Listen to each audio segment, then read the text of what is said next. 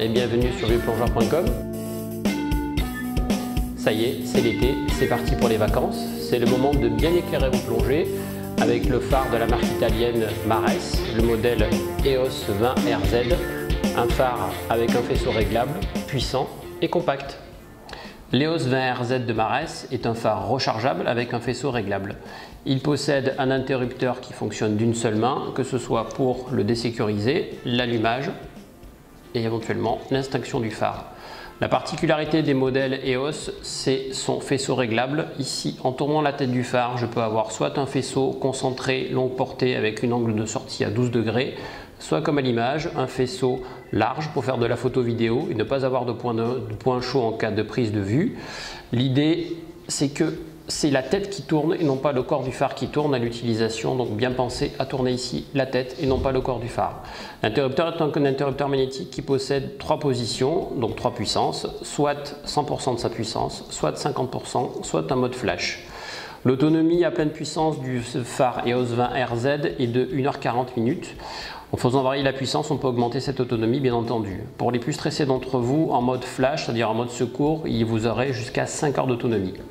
Le phare EOS 20 RZ est un phare en format tubulaire, il est en aluminium, il mesure 20 cm 6, le diamètre de sa tête est de 62 mm, il pèse 600 g sans sa batterie et le boîtier, le corps du phare, est étanche à 120 mètres.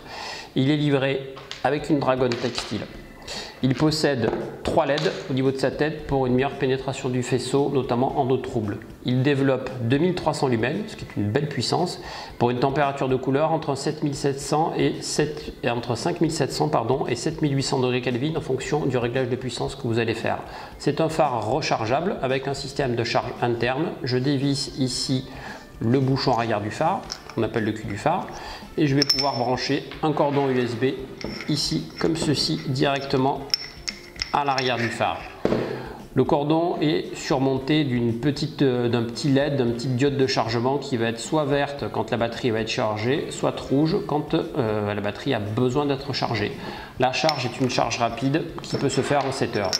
L'avantage du cordon USB, tout simplement, c'est d'économiser à la fois le prix et l'encombrement d'un chargeur. À l'intérieur du phare, une batterie ion lithium qui est une batterie en CR 26800, une batterie qui nécessite peu d'entretien, qui n'a pas d'effet mémoire et qui est relativement peu onéreuse en termes de changement. L'électricité dans l'eau, c'est toujours compliqué, donc le phare nécessite de l'entretien. Si vous voulez conserver votre EOS 20 RZ longtemps, il faudra bien recharger régulièrement la batterie, c'est-à-dire au minimum une fois par mois. Il faudra la retirer du phare, c'est-à-dire ne pas conserver le phare avec sa batterie en interne pour des stockages longs. Il faudra faire attention à la propreté du joint, le joint torique d'étanchéité étant un joint ici monté par Mares qui n'est pas un joint torique, qui est un joint plat. À noter que Mares livre un joint de rechange. Il faut que ce joint soit propre, bien en place et qu'il n'y ait pas de cheveux, de sable dessus et qu'au moment de la fermeture du phare, le joint ne fasse pas d'hernie. Ne pas mettre également en termes de conseils d'utilisation d'anneau brisé ici à l'arrière du phare pour éviter les contacts et les frottements et une dégradation par couple électrolytique de la qualité électrique du phare. Un phare EOS 20 RZ ne peut s'acheter bien sûr que sur vieuxplongeur.com. Il sera un complément idéal pour vos plongées d'exploration, mais également pour vos plongées photos et vos vidéos.